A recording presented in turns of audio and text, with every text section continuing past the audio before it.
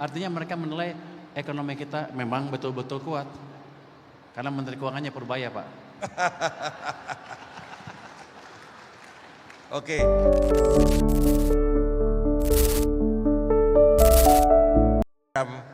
Gap antara data statistik kita dengan apa yang dirasakan oleh masyarakat kita. Terus terang Pak Sete, saya juga bingung kenapa ada anggapan seperti itu. Setelah saya analisa lebih lanjut, ternyata itu kebanyakan adalah analisa ekonom TikTok. Ekonomi apa? Ekonom di TikTok. Beberapa waktu lalu, lini masa kita diramaikan oleh perang data antara Menteri Keuangan Purbaya dengan YouTuber Ferry Irwandi. Topiknya panas, pertumbuhan ekonomi Indonesia di kuartal 1 di tengah realita IHSG yang sedang tertekan dan nilai tukar rupiah yang melemah. Di sini teman-teman bakal melihat sesuatu yang, hah? Gitu ya. Pihak pemerintah menyodorkan angka optimisme makro, sementara pihak kreator konten membedah realita dari sudut pandang yang berbeda. Netizen pun terbelah. Ada yang membela kebijakan, ada yang merasa angka pemerintah tidak sesuai dengan apa yang terjadi di lapangan. Pertanyaannya, manakah data yang benar? Jawabannya mungkin akan mengejutkan Anda. Kedua-duanya bisa jadi benar. Mengapa? Karena di era digital ini, masalah kita bukan lagi kekurangan informasi, melainkan kebanjiran informasi. Data yang sama, jika dipotong dari sudut yang berbeda, dicampur dengan metodologi yang berbeda, bisa menghasilkan konklusi yang 180 derajat bertolak belakang. Faktor penggerak utama PDB menurut Purbaya, porsi konsumsi mendominasi kue PDB sebesar 54,36%, sehingga daya beli masyarakat dinilai masih kuat. Sedangkan menurut Ferry, Purbaya melakukan cherry picking data. Secara poin persentase, belanja pemerintah yang tumbuh 21,81% menyumbang 1,26% dari total pertumbuhan 5,61%. Baik.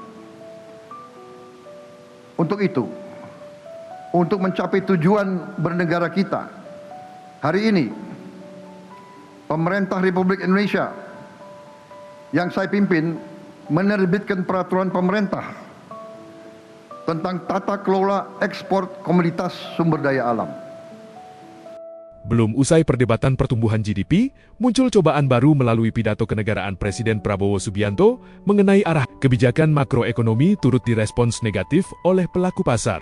Investor bereaksi terhadap wacana sentralisasi penjualan sumber daya alam seperti kelapa sawit dan batu bara melalui BUMN, yang memunculkan kekhawatiran mengenai iklim usaha dan restrukturisasi ekonomi dalam jangka pendek.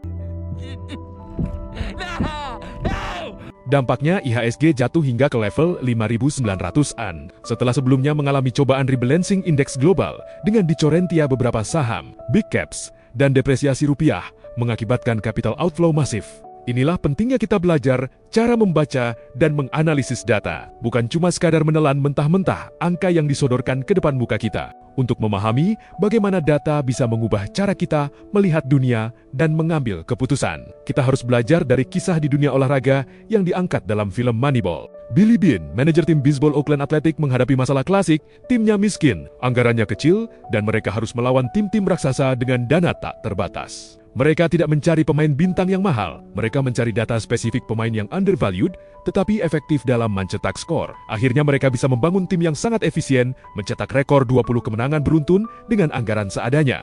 Data membantu kita menemukan efisiensi dan peluang yang tidak bisa dilihat oleh mata telanjang atau intuisi belaka. Berbicara tentang olahraga dan data, sebentar lagi kita akan menyambut gelaran olahraga terbesar di planet ini, Piala Dunia. Berangkat dari semangat Moneyball tadi, saya sendiri terinspirasi untuk membangun sebuah aplikasi prediksi Piala Dunia berbasis data kuantitatif. Di aplikasi ini, kita tidak menggunakan feeling atau tim mana yang punya sejarah lebih besar. Kita mengumpulkan data historis, performa lini masa pemain di klub masing-masing, lalu memprosesnya menggunakan algoritma statistik untuk menghitung probabilitas kemenangan setiap negara di setiap fase. Hasilnya secara mengejutkan yang paling berpeluang juara adalah Jepang. Mengapa Jepang? Tim Jepang memiliki metrik efisiensi peluang yang sangat tinggi dan terus meningkat pesat berkat kedisiplinan taktis dan kecepatan transisi antar pemain. Jepang memiliki rekor win rate 87,5% dan efektivitas gol 19,1%. Berdasarkan performa di babak kualifikasi konfederasi masing-masing menuju Piala Dunia 2026, Jepang menempati peringkat tertinggi dalam hal efektivitas dan rasio kemenangan, disusul oleh Spanyol dan Argentina. Data memotong bias emosional baik di dunia olahraga maupun di pasar saham, menghilangkan faktor tebak-tebakan dan menggantinya dengan perhitungan peluang yang rasional. Banyak investor retail terjebak dalam perang data versi mereka sendiri. Akhirnya mereka terjebak spekulasi yang didorong emosi. Dalam metode saham kuantitatif, kita tidak peduli pada rumor, kita fokus pada bagaimana menganalisis data dengan benar untuk menyaring saham yang efisien dan punya probabilitas menang tinggi. Ada 3 pilar utama cara analisa data saham yang benar. Pertama, definisikan. Metrik yang valid, jangan cuma melihat pertumbuhan pendapatan. Lihatlah efisiensi operasional, kualitas arus kas, dan bagaimana perusahaan mengelola modalnya. Kedua, hilangkan bias lewat visualisasi data.